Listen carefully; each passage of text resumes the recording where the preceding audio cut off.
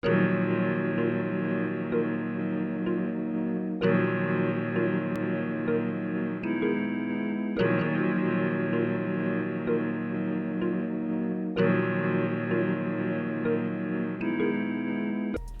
up, Javelina Nation? Glad to be back with you at the Javelina Corner, and I'm joined by Hall of Fame coach Johnny Estelle. How you doing, Coach? Doing all right, Keontae. How are you?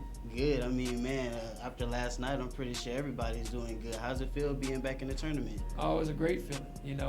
I've been there before as a player here, and it's great to bring the Javelina Nation back into prominence and bring them back into the NCAA tournament again. So let's do a little bit of backtracking.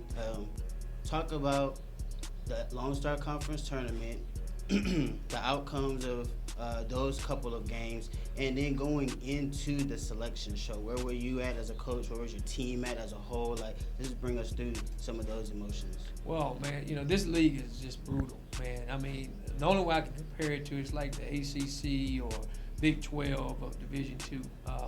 There's a lot of good teams, a lot of well-coached teams. Man, it's guys that you got to fight every night. So, it reminds me of the league I coached in before in junior college, because there was a lot of good players and teams in there. I've always been fortunate to coach in very good leagues that you had to have good players and good staff. So our whole staff and player mentality was that we thought that once we went to this tournament and if we played the way we were supposed to play and play our brand of basketball, that we would be okay. We were very fortunate the first night to beat West Texas for the second time, who has a great team, and came up short against a very well-coached, talented, hungry Angelo State team. So, they beat Charleston, they beat us, and then they gave UTVB a fight. So our focus was just to try to play possession by possession, defend, play our brand of basketball. The second night, we didn't shoot it as well as the first night. When you don't make shots, it's really hard to score points, and when you don't score enough points, you probably lose, and that's what happened to us. So you kind of talked a little bit about when you did it as a player. Were there some things that you can remember that you was able to bring to your team from a coaching perspective, but you had the experience as a player? That's a great question. I think a lot of coaches that have been ex-players, you rely a lot on your past experiences, the people that you worked for and worked with and played for as a player. So I did recall on it, and I try to paint a picture for every team I've coached, and especially, the one here, of what it feels like to get to that moment. I try to tell them, this is what you have to do. You don't have to do something out of your mind. You don't have to recreate who you are. You just got to be the best version of who you are and do what's been good to you since, that got you there. So, trying to ease their mind and their nerves a little bit. I thought we settled in a little bit the first night pretty good. I thought we started, a little tense against, Angelo State, and game, they did a good job. Like I said, it was tough. So the confidence level and providing hope is what I think that our staff did a good job of. The X and O part, there's no secrets. You're playing people for the third time, and it's hard to beat somebody.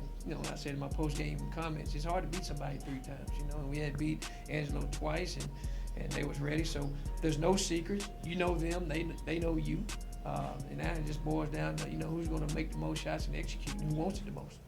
So kind of going off of harder to beat a team 3 times and familiar opponents, first round, another Lone Star Conference match against UTPB. Yes. How good or how beneficial is it that the first round is going to be against a familiar team that you saw already? Took to 3 overtimes, matter of fact. Wow. Yeah, it was an amazing feat, man. It was, we got an interesting side of the bracket when you look at it. I really didn't see the last 2. I knew who they were because once they called Kingsville last night, you were there. I mean, it was deafening in that locker rooms. But, we don't have to study a lot of film in terms of, like if we were playing a Fort Lewis or Mines or, West Star team, but at the end of the day, we have to kind of go back and look what worked good for us in the first 2 matchups, what, didn't work good, and try to find their Achilles heel like they're doing on us, call around and get some more advice on them. But, man, I mean, it helps us in terms of planning and preparation because you are playing a common opponent. And if you're fortunate enough to beat them, then you're able to play another opponent that you've played at least, if it's West Texas, it's the 4th time. If it's Commerce, it's our 3rd time. So That kind of helps us, but on the other end, they're really good teams. Yeah. So that's a challenge in itself. So I've already kind of alluded to earlier, what the difficulties are playing in this conference night in and night out. It'll be on a neutral site, that'll help. It'll be in Colorado, our team hadn't been that far out in this year, but I think we've been to New Mexico, but we hadn't been out that far. So hopefully our luck continues out of state. So final question for you, Coach. If you look back, everyone is really excelling in the programs this year. You have football, they won their bowl game. Volleyball, they go to the regional for the very first time. Baseball off to their best start in program history, and even softball is doing some really good work right now. Yes, it is. How does it feel for you, and do you think the campus is getting back to the Javelina Nation that you remembered when you was here as a player? Man, that is a very heartfelt question. I could, that as an alum this year, I really take really serious, because that was the reason why I wanted to come back here. Yeah. This place means a lot to me, and I know it means, like Coach Martinez from football, Ruben, a lot of you guys have been here a long time, remember those days, and some of you younger guys, you're trying to figure out what it was like, but it was like this. The Javelina name meant a lot. It was a brand. We didn't use that type of terminology back then. We didn't have the Javelina Nation, but in terms of being competitive and winning on a national level, this is what it felt like. It felt really good to have that across your chest and represent your university. And I've made a lot of public statements about, what I thought about the coaches that are coaching here. I think Coach Scott did a great job, on the end of his season. And if you look back at, his year, he had 2 or 3, 4 games that could have went either way. So we're right there. Right. And I think the pride factor comes with winning. Everyone loves a winner. And the coaches that are in place now, that Coach Guys and Coach Talent has hired, I think they're the right guys that can get it done. The support staff and administration here that helps us, and all of you guys are so important in creating what you call a student-athlete experience. And that feeling motivates our kids to play even harder. It motivates them to have that pride and connects them to this university. That doesn't take place a lot of places.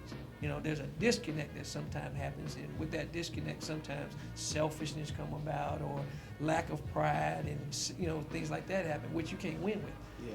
That's why we're winning.